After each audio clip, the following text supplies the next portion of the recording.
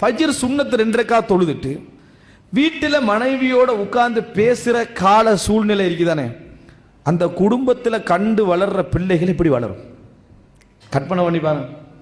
எப்படி 2 ரக்காத் சுன்னத் தொழுதுட்டு வீட்டில் தனது தாயும் தனது தந்தையும் உட்கார்ந்து டீயை குடிச்சுக்கிட்டு 2 ரக்காத் சுன்னத்தை தொழுதுட்டு பள்ளிக்கு போறதுக்காக பேசி கொண்டிருக்கக்கூடிய காட்சியை கண்டு வளர்கின்ற பிள்ளைகளுக்கு நீங்க தொலை சொல்லி கொடுக்கவே தேவையில்லை.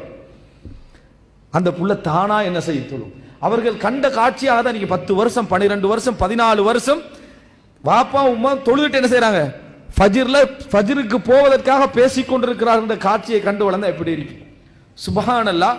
ஒரு அற்புதமான காலை பொழுது இது. இந்த ஆன்மீக சூழல் இல்லாம நம்ம மொபைல் போனுடைய சவால்கள் அந்த எல்லா சவாலையும் பேசலாம். இந்த பிரச்சனை இருக்குது, இதுல என்ன சவால் இருக்குது, இதுல நம்ம ஒரே ஒரு சவால் தான் இருக்குது, சைத்தானோட உள்ள சவால். வீட்டில் இதை செய்வதற்கு என்ன பிரச்சனை இருக்குது, யாரா வந்து தடுக்கிறாங்களா, ஏதாவது ஒன்று நடக்குதா, எதுவுமே இல்லை. ஆனா நம்மகிட்ட அந்த பங்களிப்பு என்ன இல்லை என்பது பார்க்க